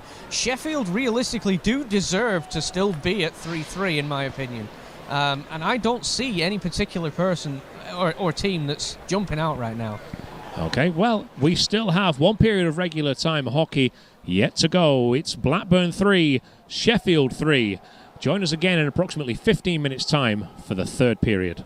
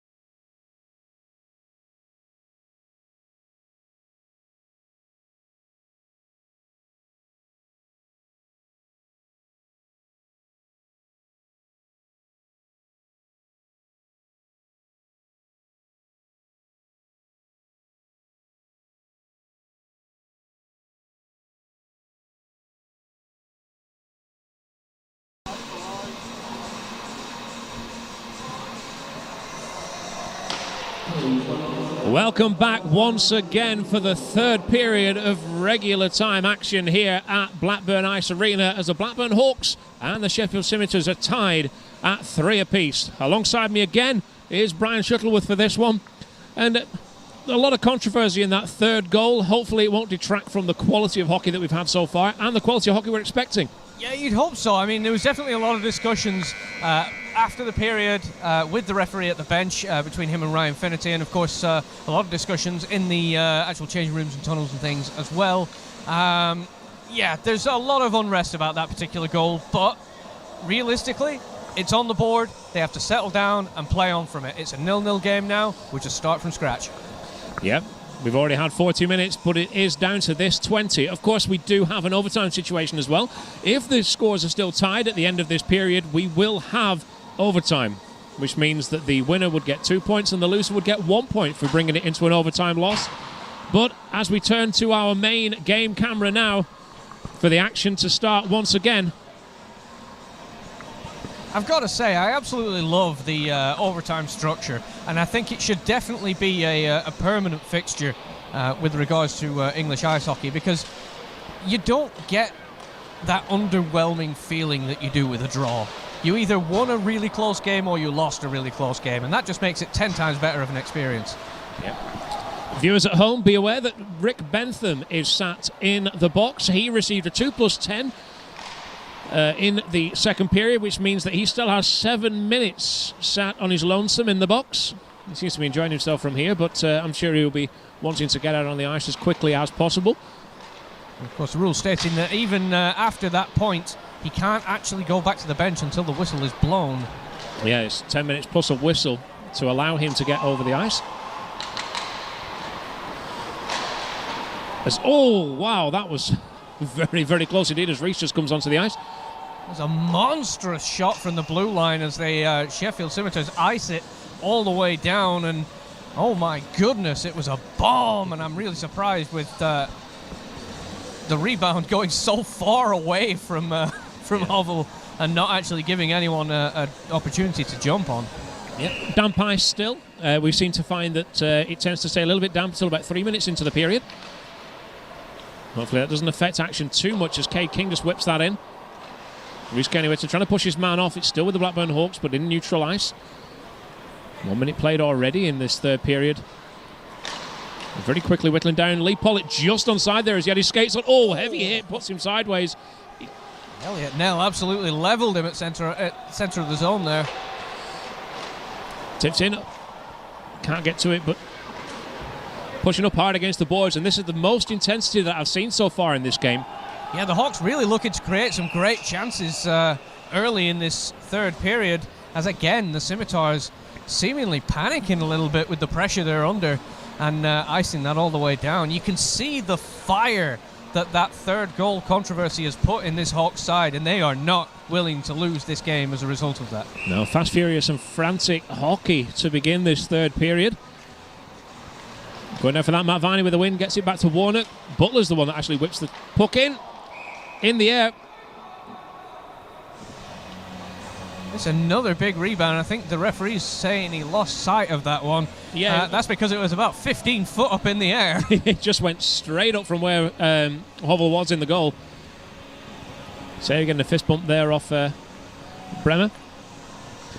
So here we go, Matt Viney going down for this one yet again, wins it, but gives possession away on the edge of the faceoff circle, and suddenly going the other way, we have Bremer. Bremer one-on-one, shot taken. Wow. I thought he might have done a little bit more with that, to be fair. They'll be very disappointed to have not even challenged Nick Strappans with that shot, as it went high, wide, and not particularly handsome. So we're going to have a face-off back in the Hawks' end. I think that's for the, is it deliberate offside? I believe it would be, yeah. Deliberate offside is the call. 1 minute and 53 seconds played already in the third period. I get a feeling that this is going to wind down very quickly. Of course, it is still tied, so... The energy levels are still at the heightened state that they were at the start of this period. Pywell drops it back. Interception, though, by the Hawks. Playing it out of his own end there. Expertly well is Jared Dickinson. Nice bit of work there off Ludwig. Ulrich in the centre, but Jared decides to put it in himself. I don't need you. I'll put it in there. What a play! You could see the intent from Dickinson the second he picked that up in his own zone as he wheeled through at such great speed and put that right in the top corner. Absolutely fantastic play from him. Oh, yeah, the replay's just not quite showing it there, but it was a very quick 1-2 on the left-hand side there with Ludwig that made that for me.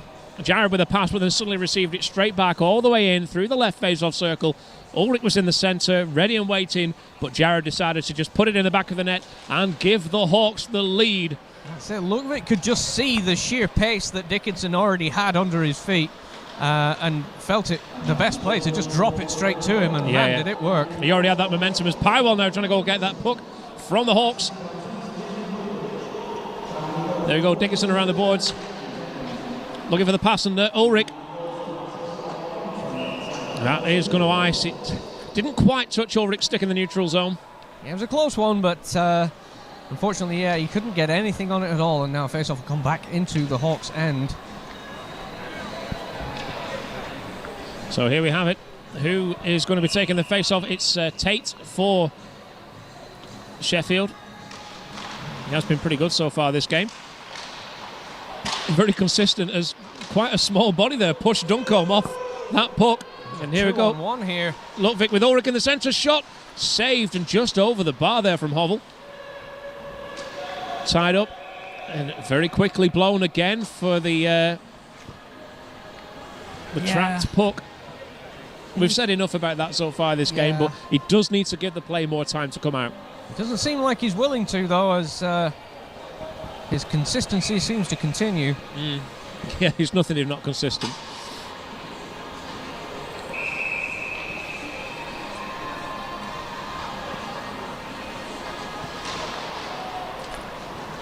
There we go, Sheffield now with the possession. Winning a few more of those face-offs for themselves. Quick backhand for Tate, but first man there was Cade King. Oh, gives it back to Tate. Tate in the centre. Nearly a that is going to be a tripping call on Kearney Witter there as he tried to chop that puck away and caught the skate. He's not happy with it, but it's definitely a trip. He wants to say something to the official. He's saying he dived. Well, I wasn't sure myself. I thought that he kind of pushed himself forward to get to the pass that was coming across the crease. But as it stands, Rhys Kearney-Witter takes his place in the box, sits next to his old friend Bentham, and we have a power play for the Sheffield Scimitars. 16:46 remaining of regular time. What can they do with this being a goal behind? Straight out by the Hawks. Yeah, it's a good early play to get that all the way down the ice. Again, very patient in defence to find the opening and make sure that the puck gets through it. Here we go, Morris now with a lot of pace. Putting it in a position to pass to Brammer. Brammer puts the Scimitars in an offside position. You could see it there with his frustration. He was very disappointed with himself on that one. He almost hit it again. Just rolled over the head of his stick as he goes down. Shot in. Hacked away by the Hawks all the way down to Hovel as they go for a bit of a change. Yeah, Cade King really not happy in front of the net there. He's yelling at the referee, asking where is the interference call, as he was shoved in the back as that shot came in. Yeah, Humphreys just pushed him over and in the crease. Here we go now, Morris again. He has the puck. Looking for someone. Tate winds up, shot through everything and into the boards at the back. 1 minute remaining on the power play for Sheffield. Again, backhand by Humphreys. It just hits the mask in the face. I think that's what the whistle was for. Yeah, of course, if the face mask is struck by the puck, it has to be whistled down in order to check the safety and equipment of a netminder. See, I didn't think that was compulsory. I thought it was changed 2 or 3 seasons ago, where it's at the referee's discretion based on the power and pace, etc. Well, if it's the referee's discretion, he's always going to whistle. Because Stewie Ashton used to deliberately headbutt the puck. That's very true. Yeah. It's all down to whether or not he thinks he's played for that call. Here we go, Matt Viney. One man between him and the goal. Manages to get the puck through to Hovel. There we go, a bit of aggression from Matt Viney. He always comes across as a very quiet soul, Matt Viney, but deep down he's a very competitive and hardened hockey player. Oh, absolutely. He was always very well known here for being a heavy, hard-working grinder on, I believe, the second or third line under Jared Owen. Always working and putting heavy body plays on along the boards. He was my player of the season 2 years running over that Jared era because of his work rate and commitment. He was always there. He was always the first man in. He was always the one to give everything. Great man indeed. Nice to see him back in a Hawks shirt after some time away playing for Bradford, which is actually his local team because he's a Yorkshireman, unfortunately. Here we go, Tate now. On to Jones. Wraps around the boards. Who is going to get there first, though? Ballmer tried to get it out. Just gets in by Jones. Shot in. Glances wide of the goal. Taken by Sam Dunford. Kept in by Duncombe. Tate again. There we go. 5 seconds remaining on the power play. Oh, that is heavy. My goodness. Straight to the face. That one is going to cause some damage. Oh, my word. For him to put a slap shot on a puck that was up on its end like that.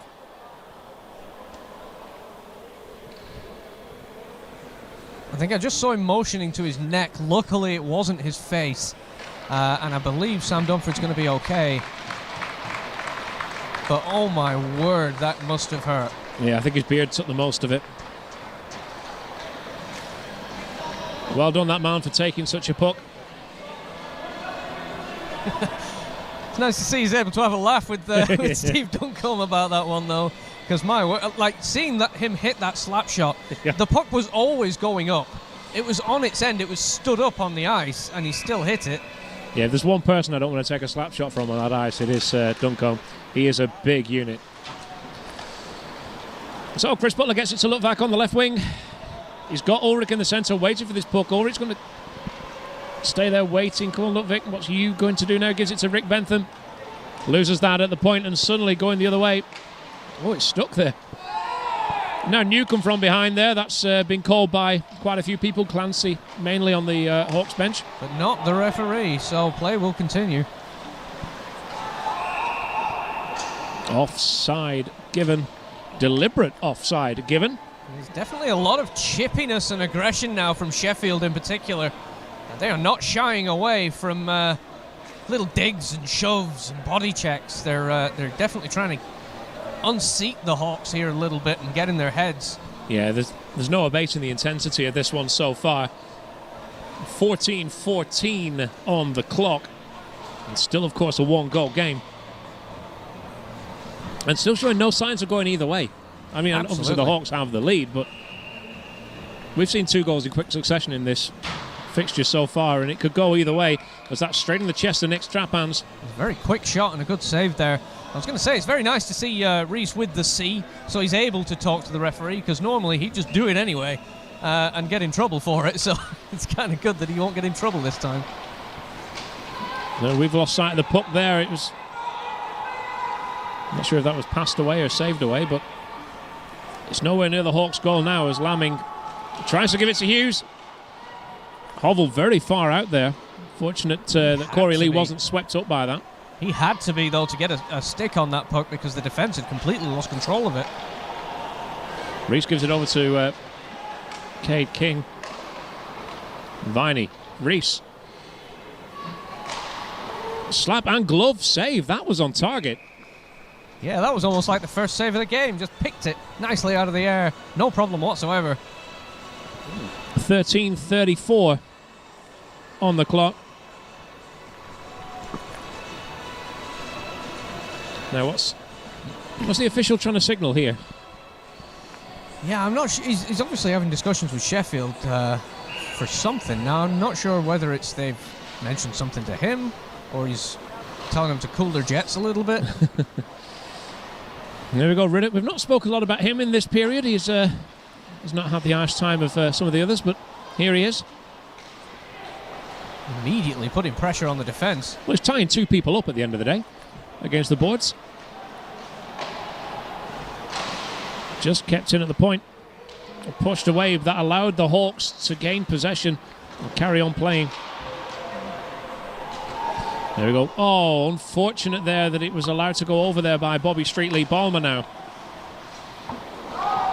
In and around to Dunford.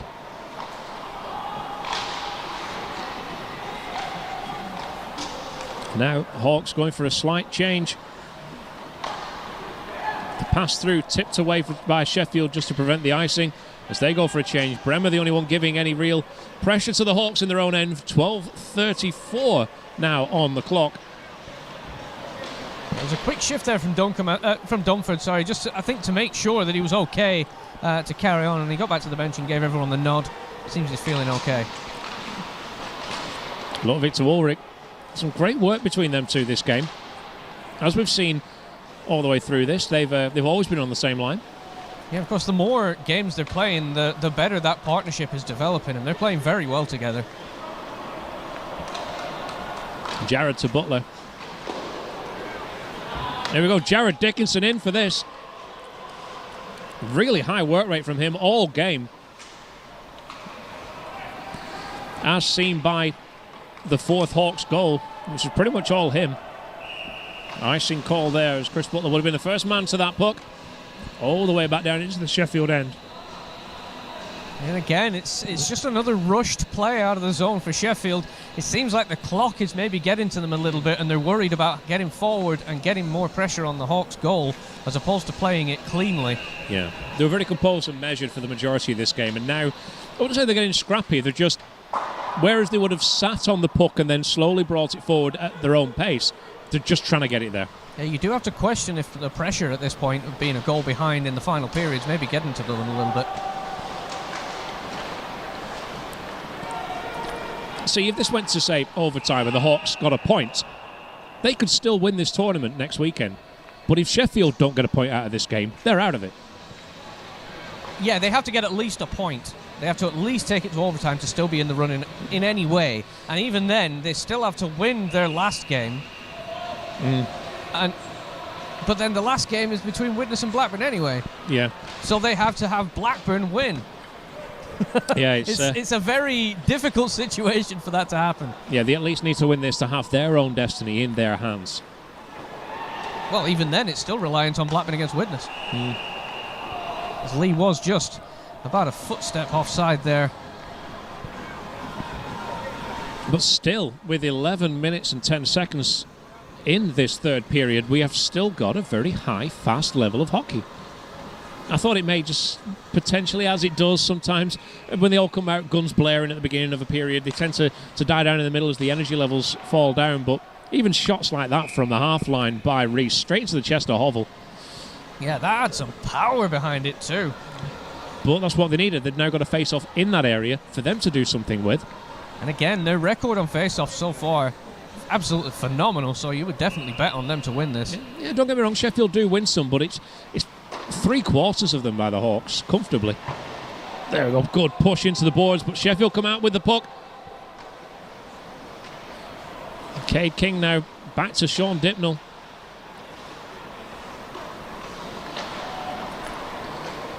Here we go now, Reese. Gets it past the blue, that's all he needed to do. Nixon now has it, but Sheffield have to start from the beginning and opt to dump and change. Puck now with Blackburn once again as Dipnell just had to pull up because he didn't want to try and race through and be offside. Good poke check away there by Sheffield, but Hawks in possession. Finally disappointed with himself there. He was hoping to get the pass across to Dipnell, but just wasn't able to get it there. Again, hacked all the way down the ice. I wasn't sure if... I didn't say anything because I wasn't sure if it was an icing or not because who it came off.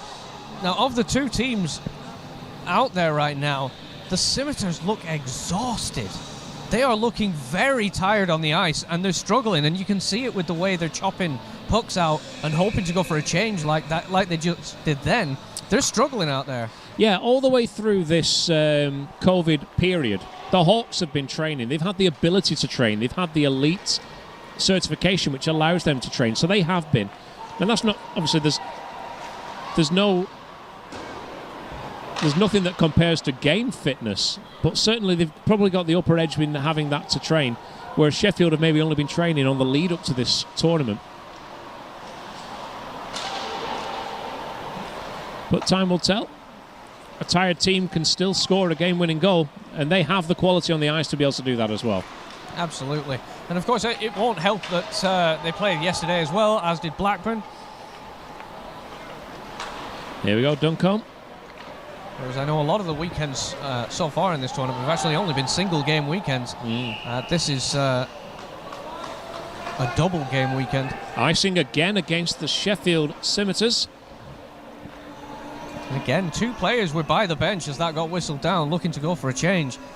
Yeah, that isn't going to help their energy levels, the tiredness. Of course, for people following this game who may not be aware, if you ice the puck, you cannot change. You therefore have to have the same 5 players on as when the call was made, whereas the Hawks can change their players. It wasn't the call against them. So if anything, it's almost a double penalty, so to speak. Not only does it come back to your end, but you have to keep your tired legs on the ice, as that's frozen by Nick Straphans with exactly 9 minutes remaining of regular time. Yeah, he definitely made the safe play there. That puck was a difficult one for him to have to play, and Bentham wasn't going to be able to get there fast enough to take it away. Definitely the smart play to freeze that puck. I'm not sure if it's going to play into Hawks' hands or Sheffield hands, slowing the play down. You know, if you're going to keep stopping it and letting the game start, if that's going to help them keep energy up, or if it's going to reduce momentum, it's difficult to say. But the Hawks, of course, still have a 1-goal lead. They have to win this game to still potentially win the tournament, as Ulrich with a save, although admittedly that was going wide.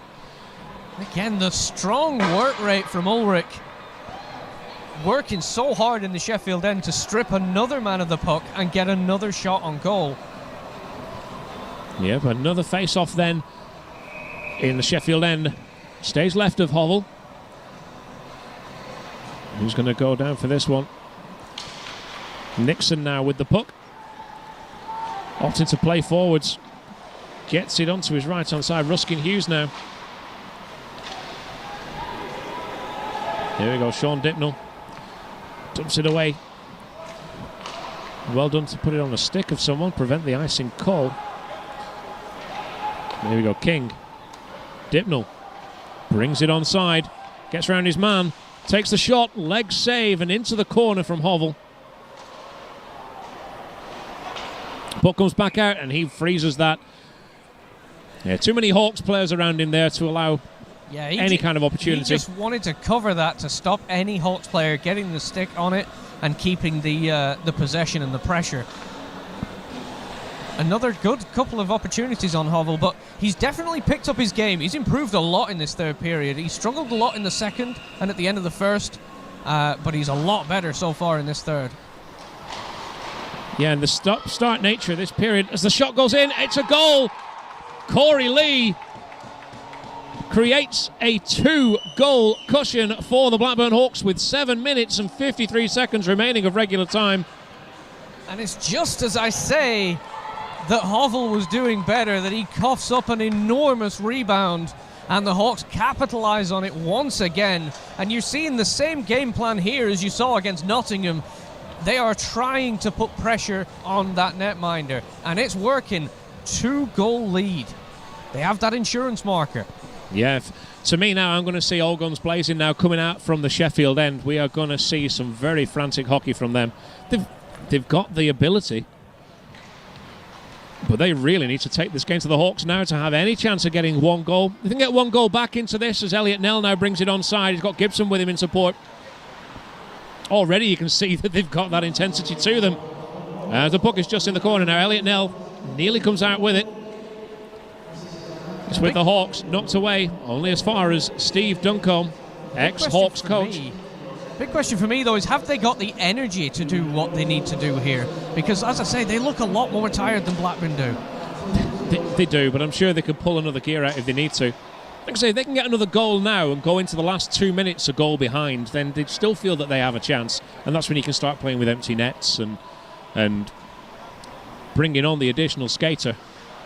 But at least now their focus is they've got 5 minutes to maybe get an equaliser, prevent the Hawks from scoring, as that's another glove save plucked out of the air there by Hovell. Very well. And a good one, yeah. There was a couple of bodies in the way that could have maybe obstructed his vision a little bit, but he still managed to get a good glove on that. But another face-off in the Sheffield end for Blackburn. Yeah, which side are we going to take it? There we go, right-hand side, stage right. 7 minutes exactly remaining. Can the Hawks put this tie out of Sheffield's reach with another goal as that's through traffic? We have an arm up. A penalty has been given. What is going to happen here? Yeah, that was a big, big, big hit. And it was after the puck had been played too. I think that's what a lot of the arguing is about. Yeah, Bobby Street. It takes a lot for Bobby Streetley to be involved in something like that. Well, it has been blown. There was a whistle, and I believe there will be a penalty on the play. Yeah. Let's see what is happening here. Bobby Streetley. Reece Kearney-Whitty just stepping side to side on the bench, just wishing he was out there. Well, there we have it. That is not going to help Sheffield's cause in any way, shape or form as Brammer goes to the box. 2 minutes sitting down for him. Unless, of course, the Hawks score again, he'll be out quicker. Officials just talking about the rest of the play, the situation. Of course, the Hawks have already scored once this game on the power play. Yeah, they're 1 for 3. So it's definitely not out of the realms of possibility. And especially with the way they've been playing in this third period. But to say that Sheffield are trying to be chasing this game, that's a silly penalty to take. Yeah, again, it's just stepping up that aggression where it isn't necessarily needed. They were never going to get the puck off of that play. He was already played. He was at the blue line. There was no other men around to support him.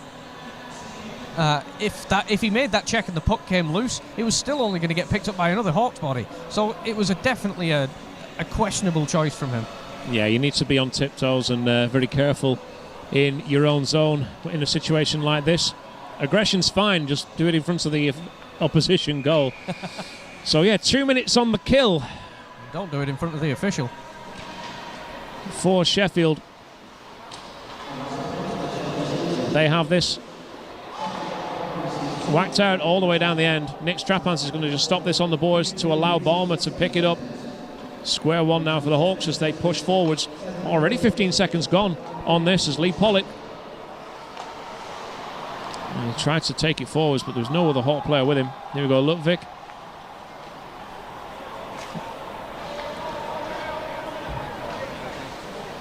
Butler. Hawks right now look like they're just happy to kill the time a little bit, considering they have that 2-goal cushion.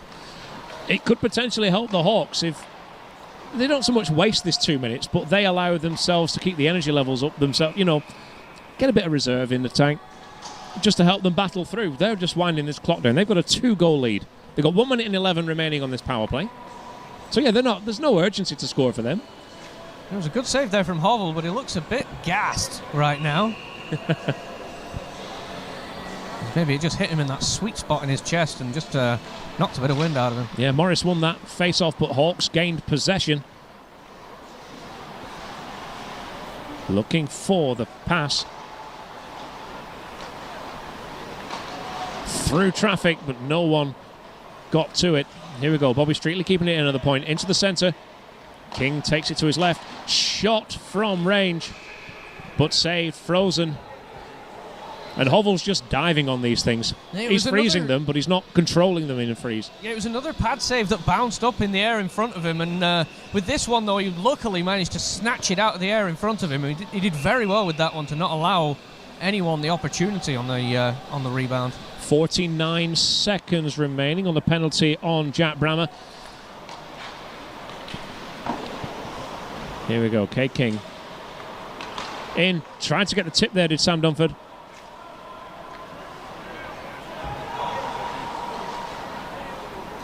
Dunford now in the centre, just cycling through the bodies. Got a cycling screen of Dunford and Riddick in front. Yeah, 15 seconds remaining on the power play. Oh, it's just into the neutral zone. Everybody out. Hawks elected to go for a bit of a change as Dunford races to the box for Lutvak to come out. Trapan's tapping his stick as there we go. Jack Brammer back on the ice. Even strength hockey. As Rick Bentham now enters the play. Here we go, Lutvik. Just loses out. Hovell.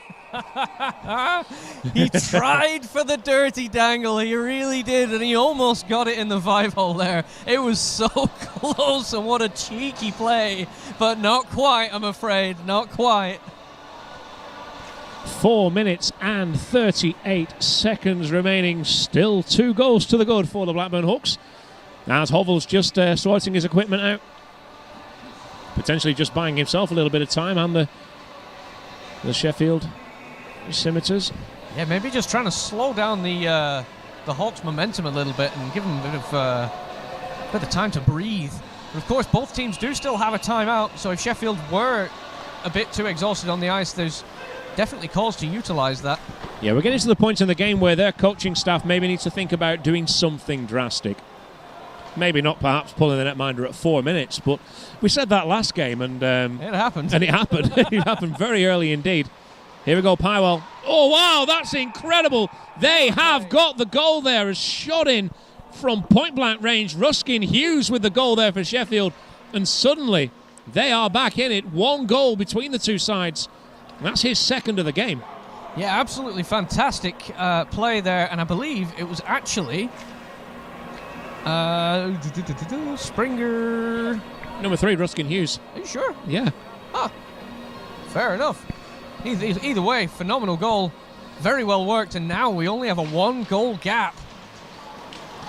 And that's what makes the difference now for Sheffield. As I was saying earlier, on around the 7-minute mark, they needed to break down the rest of the game into periods of time. They needed to get within 1 goal in the next 5 minutes, so that when there's 2 minutes remaining, they can then start making drastic decisions. As here we go, Jared Dickinson now scrapping away with that against Ruskin Hughes, pushing to the bench. I thought we had a call there, but it wasn't. It was just the linesman giving an all-clear signal from the line. That's going forwards. Yardley there first. Just keeps it away from Hovell. Put back to Elliot Nell. Now all of a sudden you're going to see these tired legs of Sheffield with a lot more energy after that goal. Yeah, Matt Viney with the puck. Tries to get it through Elliot Nell and does so. Here we go. Shot saved by Hovell. But that was coming thick and fast from Corey Lee. Yeah, and it was a one-on-one opportunity, and that is a clutch save from Hovell. There's every chance that we could look back at that particular save later in this game and see it as a potential difference maker, because that was a really good opportunity for Blackburn. 3 minutes and 27 seconds still in this period. Shots again. Wow, Hovell put that in his glove. I mean, again, admittedly, it looks as though it was going to go over the bar, but the confidence that you build up from just clutching them out of the air. Yeah, I think he just doesn't want to give any chances wherever possible. Oh. And again, every single whistle break, even if Hawks are winning the face-off, is breaking that momentum. Yeah. You need to catch absolutely everything, because there's nothing to say that couldn't have gone wrapped round the boards, got to the point, and a shot came in from the Hawks player that, you may not have seen or been able to stop. Just look at this pressure, this forecheck now from Sheffield to make sure Hawks don't get any time on the puck. There we go, Viney in, just onside there. I thought he was actually quite over the blue, but yeah, me too. Yeah, he's fine. Here we go, Gibson. Just circling around, less than 3 minutes remaining. Interception by Sean Dipnell. It's a sloppy pass. It is. I mean, okay, admittedly, the Hawks do have the lead, but you don't necessarily want to be giving it away either.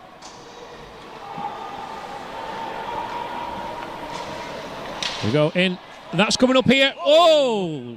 Nearly hits someone. I'm going to say in the crowd. We haven't really got a crowd, but almost hit I think Esther was worried. Social media manager there. My goodness, that was a close one. Yeah, Esther's fine now. She's composed herself. Graham Lomax happy to receive that one at the back of the stand. £1.50 then. Great. I'm sick of hearing how much pucks are nowadays off Graham Lomax. He's keeping that one, making sure it doesn't disappear. Here we have it again. 2 minutes and 30 seconds remaining in the game.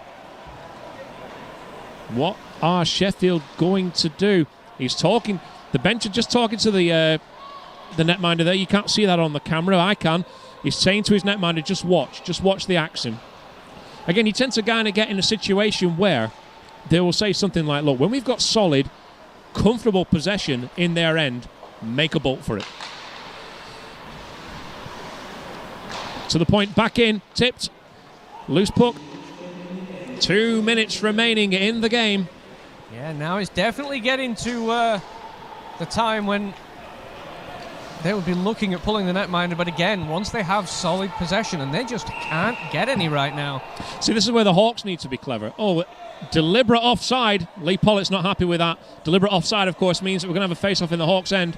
And now Hovell will gone. come to the bench, and it will be 6-on-5 on the ice in favour of Sheffield. You see, the Hawks could have been clever. If they'd have just kept possession, even if they didn't attack, if they just kept possession, even kept it in their own end, Sheffield would never pull the netminder because it would be too dangerous. They could have just wound the clock down. I mean, it's easy to say that for us.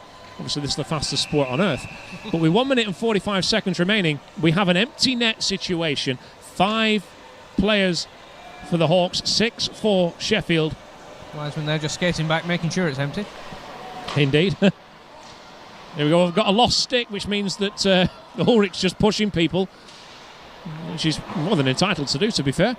Puck comes out into the Sheffield end, and it's with Yeardley. Now, Sheffield have to be very careful with how they transition this. Yeah, they can't. I mean, if you've got the additional man, I wouldn't just dump it in like that, because you've then got to try and chase it and keep it in. 1 minute 20 now remaining in the game. That's in front of the net, but He just lost eyes on it. I suppose that the Hawks are quite fortunate there that Tom Humphries actually went to play the man over the puck. There we go, it's loose and down there. Icing call. Icing, of course, yes, because these are two still even strength teams. While there is no netminder, there are still equal numbers on the ice, and so icing still applies. Yeah, 1 minute and 3 remaining. Still no netminder on the ice for Sheffield. They are going to continue playing. Confused as to who is actually going in this lineup here. Yeah, we've got Humphries coming back to the bench. We've got to wait for him to get back over the boards, but play continues anyway when he was already technically still on the ice. That's going down. The puck.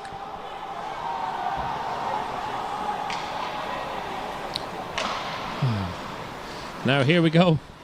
Sheffield have possession. Just get it over the line. Offside. Sloppy play there by Sheffield. Yeah, Blackburn just set up a wall on that blue line there and would not let anyone get through easily, and as a result, that's caused the offside there. 44 seconds remaining. Oh, it's all tense and nerves here. Well, it is for me anyway.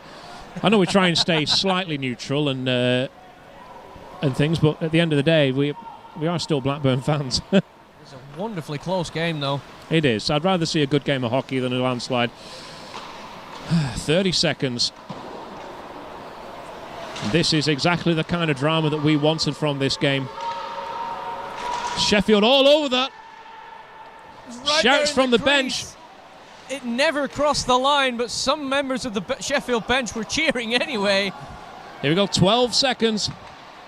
Puck still loose. Where is that? It's just man in the crease. Oh, and he suddenly... I'm not sure entirely what happened there. 7 seconds is what the official game clock is. There is no possible way that whistle wasn't blown for netminder interference. He had his skate pushed onto Trapan's skate and not allowing him to move across the crease. You can't do that, I'm afraid. And it looks like with 7 seconds left, Sheffield are calling their timeout. I worry it's a little too late. Yeah, I'd probably agree with you. Again, I've probably said this on every broadcast we've had so far, but I've seen the Hawks concede with 1.8 seconds remaining on the clock from a face-off in this exact position. I was the announcer at the time, so I was in the glass box over there. Dangy Brittle was in the goal. And they had a timeout in a very similar situation, 1.8 seconds remaining, and from the face-off, he just passed it back left to the edge of the face-off circle, slap shot, straight in the back of the net, and it was horrifying to watch. It really was. It was painful. Of course, goals from face-offs aren't unheard of at all. I still remember a game in the Jared Owen era when we played against the Manchester Phoenix in the Premier League Cup, where he actually, in Manchester, was taking the face-off, didn't win it at all, just slapped it forward straight past the netminder. Yeah, I remember that APL Cup. That was a season of the Invincible Hawks. It was a fantastic competition to watch as well. It was, but every other team that's dominated the league and playoffs is... Oh, there we go, 5 seconds remaining.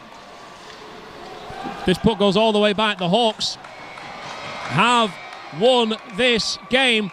Dickinson just pushing his player off the puck. Yeah, he made a very heavy, unnecessary hit at the end there, just to give a little bit of a shove to him.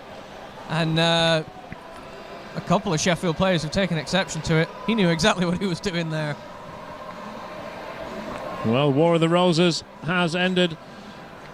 The Blackburn Hawks have run out 5-4 winners on the night, which means that they are top of the standings after this game.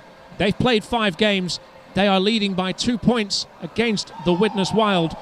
They have an inferior goal difference, which means that next Saturday, if the Blackburn Hawks win against the Widnes Wild, they win the competition. Not only that, the Blackburn Hawks actually only have to take that game to overtime. Well, if they take it to overtime, the Wild... Depending on Widnes' result. Yes, Widnes Wild still have 2 games to play, one of which is against the Hawks. If the Hawks win outright, then they win the competition. If they lose in overtime, then the Wild need to win their next game, which is, what, Nottingham? I believe so, yeah. I think, I'm not entirely sure who else they're playing.